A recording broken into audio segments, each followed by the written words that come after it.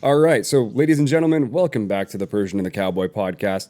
He's the Persian, I am the Cowboy. Thank you so much for joining us today.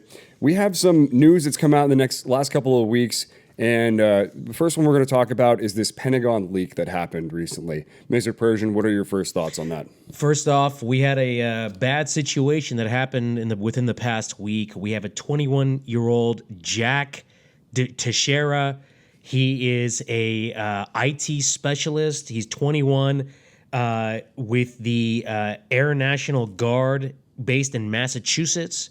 He somehow got a hold of some classified documents, very sensitive documents, and he leaked it in a social media chat room, and it has spread throughout the internet, and it has very sensitive intelligence about the war in Ukraine with Russia, stuff about the United Arab Emirates, South Korea, Israel, Middle East affairs, Iran. So there's like a whole bunch of documents. They're talking about 100 documents were leaked with private classified information that belongs to the military, which puts our national security at risk.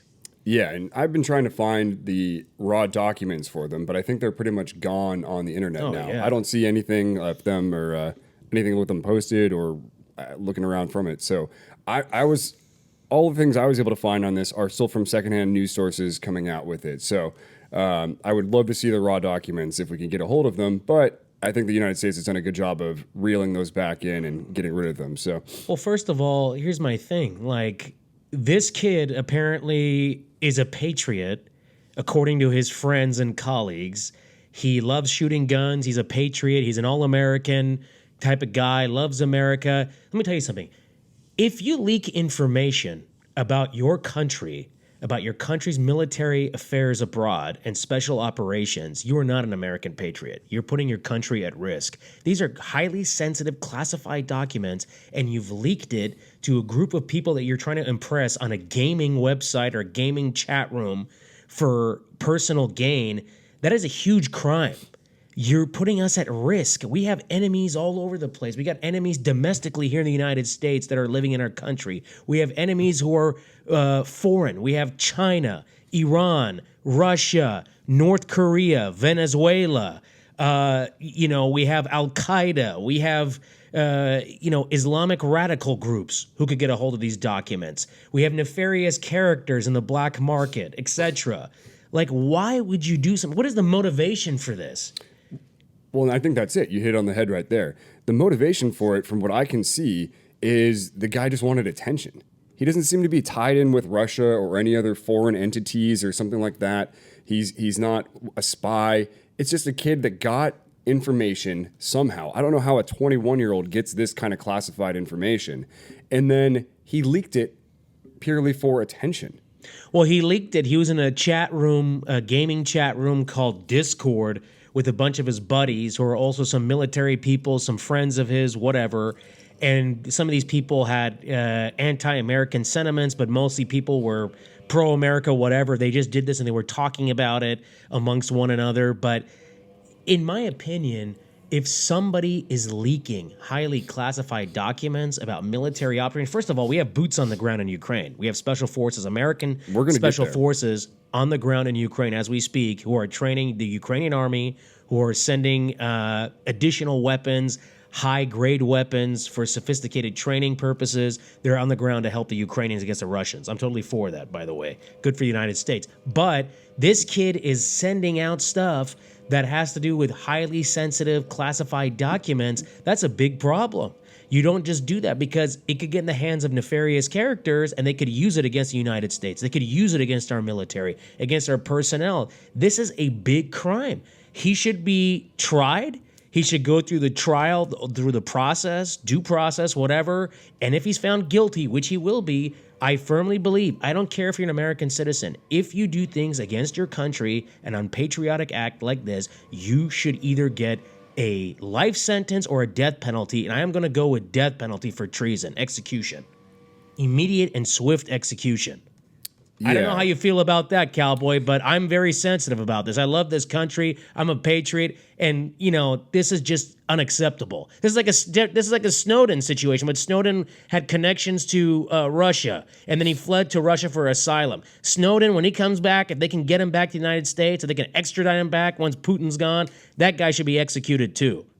Yeah, I think treason needs to be handled with as much force as we possibly can go about it. I think it also matters what information was leaked, and I think it's a good idea for us to kind of go through and surmise as much as we can about what was leaked and what information did get out there. So I have a kind of a list going on here. Give us a list of what's the best, going on. Of the best that I was able to understand of what's happening. So there were a few major fronts. 50 to 100 pages. They don't mean to write about 50 to 100 pages. Exactly. Super long documents that I have not seen firsthand, so I'm reporting someone else's news on this. So it focused in on people that we already expect the United States to be spying on. That's the North Korea, China, Iran, the Russia, the Ukraine. We're all looking at that, right?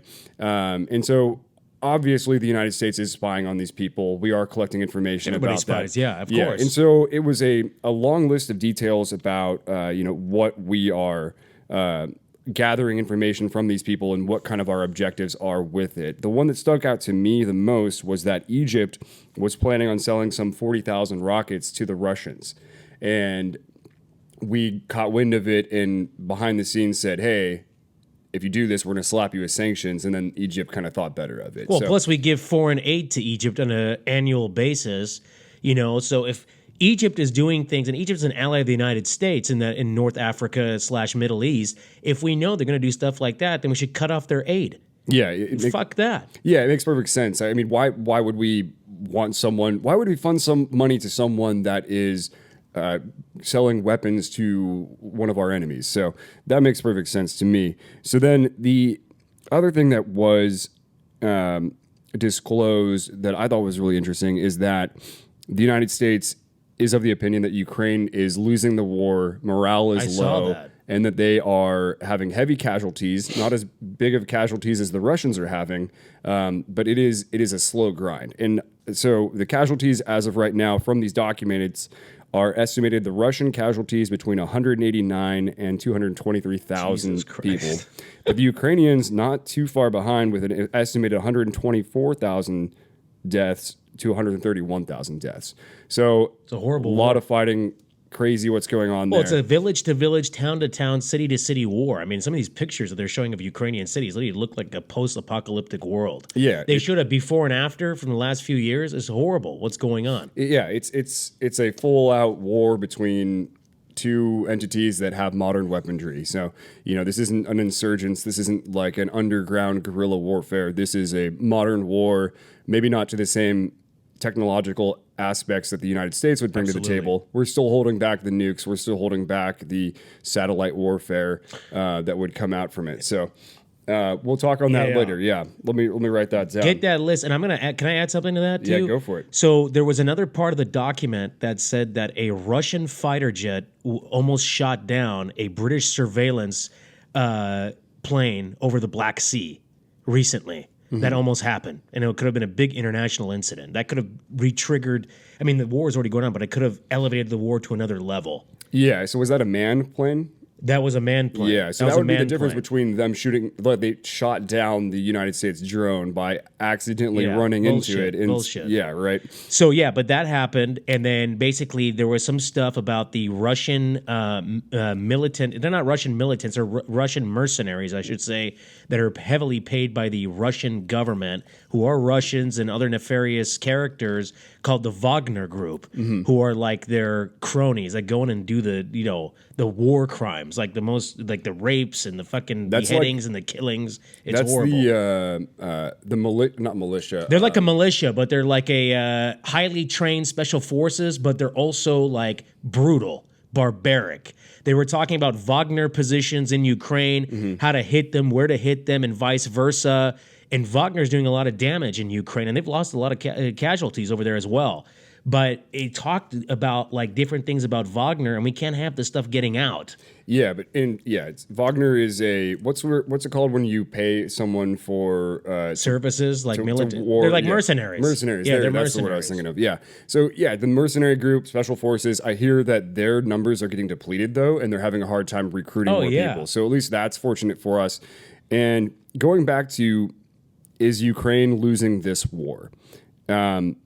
I think we have to go back to historical context for this. Yeah. You know, World War I, World War II, Russia got their ass kicked early on and in the beginning. Yeah. This is kind of per par for the Russian military. They come out, they're incompetent, their supply lines are terrible, and they lose a lot of people. But then they end up just throwing more and more bodies at the problem, Right. and Russia's huge population is enough to drag it out. overwhelm. Yeah, and so but then eventually, after they've done this trial and error thing for the first year, they figure out, this is how we have to fight this battle. This is how we can win. And I think that's what's going on right now. And I think that's what these documents are revealing, is that the Ukrainians have performed above their weight class and admirably out there. But the Russians have just such a population advantage, and they have more bodies to throw at the problem. They're than throwing the everybody Ukrainians at it. I do. mean, it doesn't matter what age you are. You could be a 10-year-old, 13-year-old. They're trying to recruit you on the street in Russia because they're running out of bodies.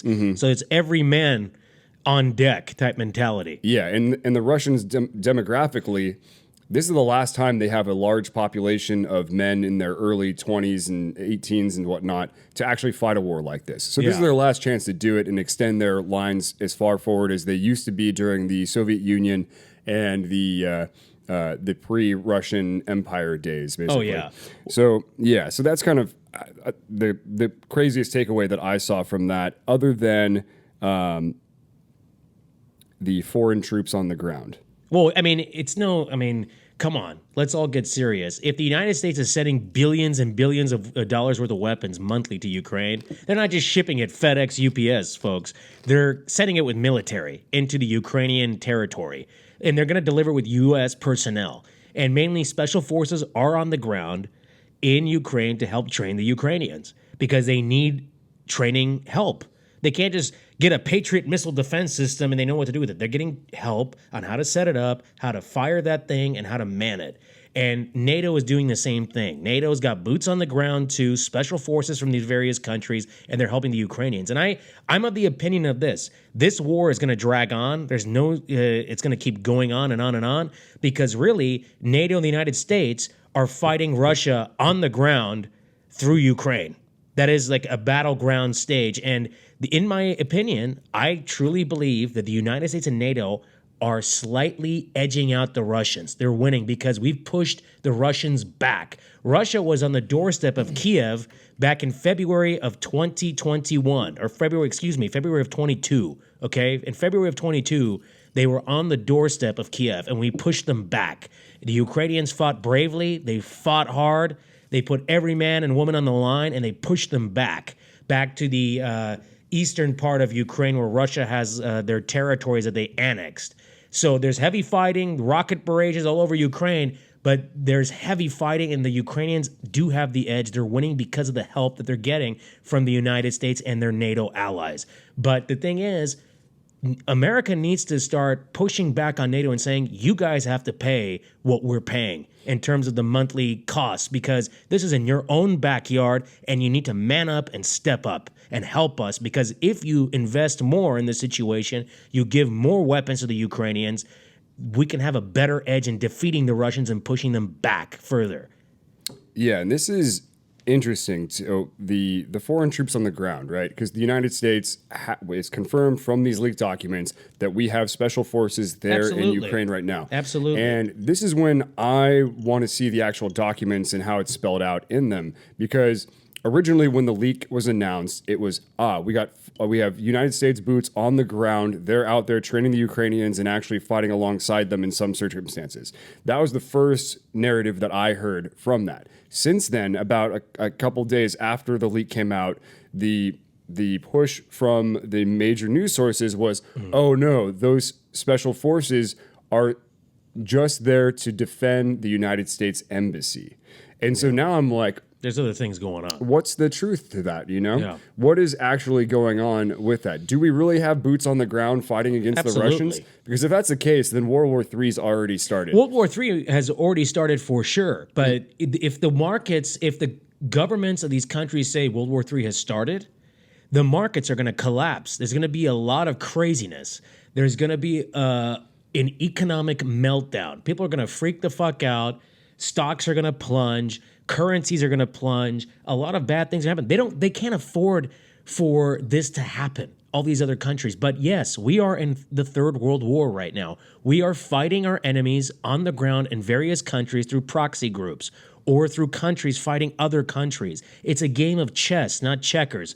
But a real quick point, this brings back memories of Syria in the mid 2010s decades when Syria had its civil war. When shit got thick in Syria with the chemical weapons gassing by Assad on his people, the Western countries started saying they need to do something. The United States had boots on the ground in Syria, not just special forces, but they did have some boots on the ground in various parts of the country to help different Syrian militias who are pro-West fight against Islamic terrorist groups, fight against Assad forces, and Russian proxy groups. Russians had troops on the ground in Syria too. They had a huge air base in Damascus. They were dropping barrel bombs on Syrian civilians, on Syrian rebel positions, and in a couple parts, the U.S. bombed a couple of locations that killed Wagner special forces and Russian special forces, and vice versa. There's leaked documents that Russian commanders are like, these Yankees are killing us by the hundreds. They're fighting each other in different countries. Yeah, and that's crazy. It is, and I think that comes because that was under the umbrella of the United States in the war on terror, right? Was that our justification for that one? The situation with Syria was this. First of all, the United States dropped the ball in Syria. When you have a humanitarian crisis on that scale happening, you as the United States, as the number one global leader and policeman, you gather up your allies and you send boots on the ground. I'm not just saying 10,000, 20,000. You get your allies, not just NATO and America and NATO allies, but Arab allies like Jordan, Saudi Arabia, Oman, United Arab Emirates, and you put boots on the ground there to fight off Assad and his regime forces, to fight Islamic groups like Al-Qaeda, Al-Nusra, all these other Islamic groups there. And, I didn't even mention ISIS. ISIS was growing in Syria too. So Syria was like all fucked up. You have different enemies fighting each other. The enemy of my enemy is my friend. But it was based on the position that they wanted to push back the Syrian regime, make sure Iran was in check because Iran is aligned with Assad's government, their allies, and also make sure the Russians didn't gain a foothold there. And in the end, Obama dropped the ball, it's a red line for me if Assad uses chemical weapons on the Syrian people. Obama, the pussy that he is, he didn't do shit. Well, so I understand all that, and that's fine. My question, though, is, was that under the umbrella that Congress declared war on terrorism? No, I think it falls under that. It falls under, to answer your question, it fell under the umbrella of the war on terror later, but it was really a special operations and humanitarian crisis on its own. That's where I get upset about this. And I think that the president has too much power in his ability to declare war on his own without the approval of Congress. Right. And that was something that was originally set up during the framing of the Constitution, was the president did not have the power to declare war. He was the commander-in-chief in times of war, but it was up to Congress to actually go out and declare war on our enemies. And that's what pisses me off about all of these little secret wars that we have going on. We don't know where the boots are on the ground. We don't know what countries we're fighting. Congress doesn't make any decisions on that anymore. It needs to be set up by our republic.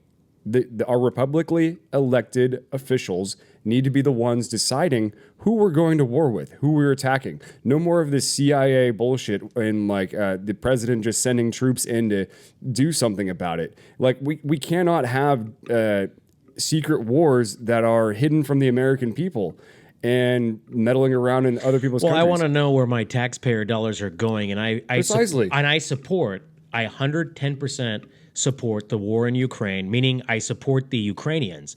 fighting back against the Russians. If I was president, I would be aiding, sending them aid and sending them weapons and putting boots on the ground to help them. Because let me tell you something. If the U.S. and NATO didn't do anything to help Ukraine, Zelensky would have died.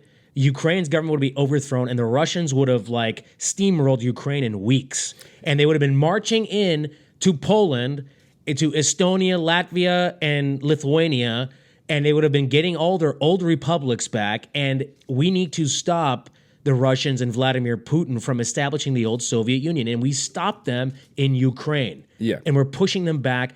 Putin is desperate right now because he's meeting with Xi all the time, asking Xi for economic and military help. He's fucking desperate. His own oligarchs are turning against him and saying, dude, this war is getting out of control. You promised us a couple-month operation. It's turned into almost a 2-year war. It's going on for a year and a half. We're bleeding cash.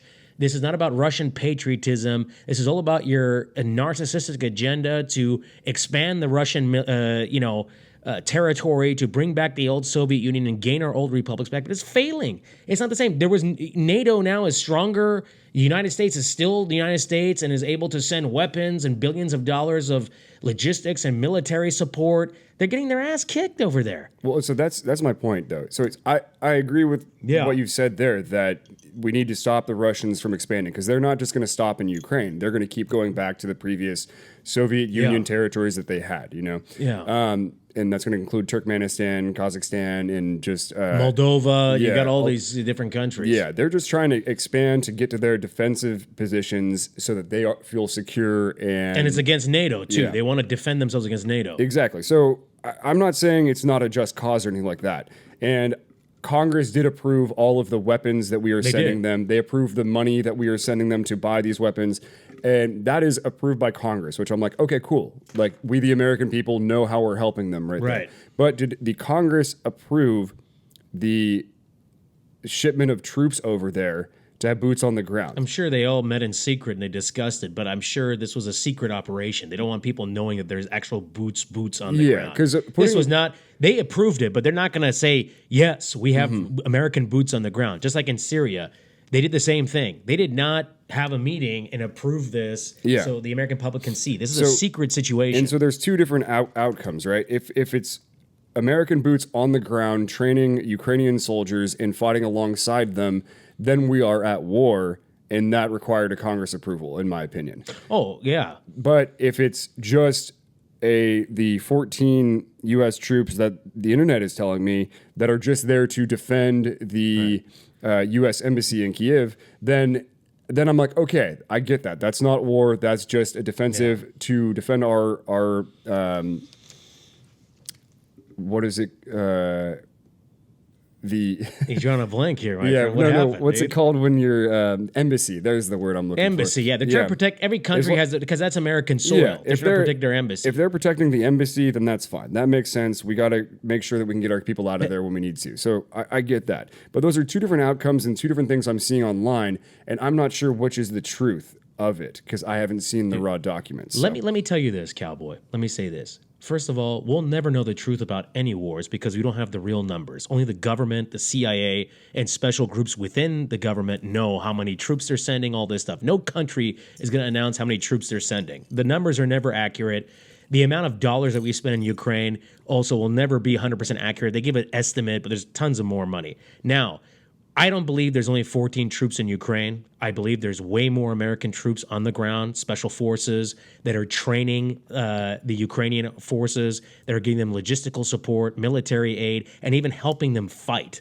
Now, it is a situation where, yes, we are at war. When you give the enemy of your enemy arms and you're supplying them on a weekly basis, monthly basis, you're giving them high capacity weapons, you're giving them drones, you're giving them Patriot missile defense systems. We are at war with Russia. We're at war with them because we are funding their enemy, and that's okay. That's good that we're doing that because if we didn't do that, Russia would be in Poland right now dancing and drinking vodka and eating caviar. So it's a good thing we're pushing the Russians out. So I'm totally supportive, and I know you're supportive too, but to answer your question, we are at war, but they'll never, never say how many troops are there. They'll never say how much dollars have been spent, how many casualties. They'll never say that shit because they don't want the American public to know. Which upsets me because I think the American people are a lot stronger. People have a right to know. Yeah, we need the information. We need to know what's going on in the world, and we need to know how the elected officials that are in Congress are actually running things, so we know when to vote them in or out from there. But they have us too busy arguing about what a man and a woman are, so we're not even paying attention to the real things that are going on in the world. Exactly. We're more worried about drag shows in elementary schools, drag queens reading books to students, and fucking how many genders we can create. But we got other big issues. That's not even an issue. This is a made up issue with the gender bullshit, which we'll get into later. But we have bigger issues. We are in the middle of the Third World War, and it's getting worse. Our enemies are like literally forming alliances right under our nose, and Biden is just looking all over the place like his Alzheimer's is kicking in. He's always confused. He always wants ice cream. So at the end of the day, no government is going to say how many troops they have and all this, but we are literally invested in this 110%. And the Europeans are lucky we're wiping their asses because the Europeans going to do this alone, as usual. And they need to start paying the price. If we're going to be spending all this cash, I want the Europeans, meaning NATO, our allies, to match the same amount because this is insane. There should be French special forces on the ground, UK special forces on the ground. There should be Spanish, Italian, Bulgarian, Romanian, Polish, Lithuanian, Latvian, now Finland, and even Turkish troops. And I'm sure there is. So apparently, the other thing I pulled from the leak was that there are other troops on the ground too, from these other nations. So from the Ukraine, or not the Ukraine, sorry, from the United Kingdom, there are supposedly 50 troops on the ground. I don't know what the hell they're doing. I'm not really sure what's going on. Probably eating tea and crumpets, drinking tea and crumpets. The next highest is Latvia with 17 troops in there. I love Latvia. And then France with 15, the United States with 14, and apparently the Netherlands sent just their best guy, just one dude in there to help things up. I don't buy this for 1 minute. These numbers are fake news. The internet, these are fake numbers because it's not fake that you got them. I'm saying it's just fake what they're reporting because how the fuck can you send 50 troops from one country? What the fuck are they going to do? So here's the question then. So if these are fake numbers, then is this a real leak from the Pentagon? Because like a lot of this is just stuff that everyone kind of already suspected. Everyone knows the United States is spying on the rest of the world. There's not like some crazy information that came out that like ruins the war for Ukraine. Everyone knew that we're already listening to all of the Russian strategy meetings and everything. We have a line to Putin's phone number. Everyone knew that Russia starts slowly in wars, but they have the number and they can build up and go from there. So, like, what is the information that's really shocking and condemning? It's the foreign troops that are on the ground, but it's only that many? You think it's more? Dude, basically, you and I are realists. We're smart people. We know this. If you're going to ship all these weapons, you need more people to help that country get these weapons over there. You have to land planes. You have to come from the sea. You have to unload these weapons. You have to train these folks to understand how to use a Patriot missile defense system. Like, there's more boots on the ground. I think the documents that this kid leaked, there are other documents out there, but these documents, the numbers are skewed. I think there's way more troops on the ground from these various countries, but they won't say because they know that their shit's going to get leaked eventually, and they don't want the real numbers to be in there. So this is an exaggeration, or what do they say? It's like a de-exaggeration, basically. Yeah, so that just... It's just really weird to me. That makes me really suspicious. So hopefully, like, these numbers are either wrong or... something doesn't add up about this, and it doesn't add up because a 21-year-old got access to all these documents and then released them on Discord to show off to his friends. And by the way, they got leaked. What was it on Twitter, 4chan, and Telegram? Yeah, it's going to spread like crazy. Go wildfire. That's just some Air National Guard kid, 21 years old, gets a hold of IT specialist, gets a hold of all this information, releases it, hundreds of documents. And the takeaways are just this, and then there's way more. There's way more information out there. By the way, do you know that in Ukraine, over the because you know they have the Chernobyl nuclear site. They have other nuclear sites in Ukraine, nuclear technology. There has been multiple UFO sightings, unidentified aerial phenomena, and UFO. Not even drones. Yeah. Not even drones. Weird orbs in the sky. That's just American. That are not American drones or Russian drones or whatever. Because there's been some radiation leaks and things like that. There's a lot of weird shit going on. Yeah. But and then the Pentagon has also said, yes, we have confirmed that there are objects over these facilities that are not ours. We know they're not going to be Russians or another foreign entity or country. So something's going on. But regardless, we will never know, to wrap up this segment, we will never know the actual numbers of how many troops are on the ground, how much real money we have spent, and the casualty numbers are way higher. And there are so many acts of barbarism that have been committed by the Russians and this Wagner group that's we're only getting a little taste on the media outlets. Like, my God, there was actually Russian soldiers captured a bunch of Ukrainian soldiers. I know it's vice versa. The atrocities happen in war, but they beheaded the Ukrainian soldiers. Yeah. They killed them and then beheaded them. I mean, this is just wow. Like, it was too much to hear this news report. Well, we haven't seen a total war between two modern nations since World War II. You know? And the problem is too, this war is getting worse. There's more casualties. The fighting will continue. I mean, Russia is just shelling the shit out of these cities, and Ukraine is fighting back. God bless Ukraine. They're fighting hard, and they're making a lot of progress, but what is the end game? And I think the only end game that's going to happen is if there is a military coup in Russia to oust Vladimir Putin, his followers, and these oligarchs that are aligned to him, because that's the only way. Putin will continue this war until the day he's dead. Yeah. So it's going to go on and on and on and on and on. Anything else you want to say to sum things up? Or? Yeah, I want to just say this 21-year-old that leaked the information, if you're a true American patriot, you do not leak information about your government. You don't put it out on the internet. He made a huge mistake that will cost us. It will get in the hands of our enemies, to nefarious characters, both foreign and domestic. He should be tried, and he should go through the due process, the investigation, the trial, and if he's found guilty, which he will be, I highly advocate for his death penalty, for his execution for treason. Wow. Highly advocate that. I don't give a fuck if you're an American citizen and you're doing that. You're going against your country. You're putting your fellow army and your servicemen at risk. You're putting everybody at risk by doing this. I know he's not affiliated with any international organization. He's not connected with Russia like Snowden was.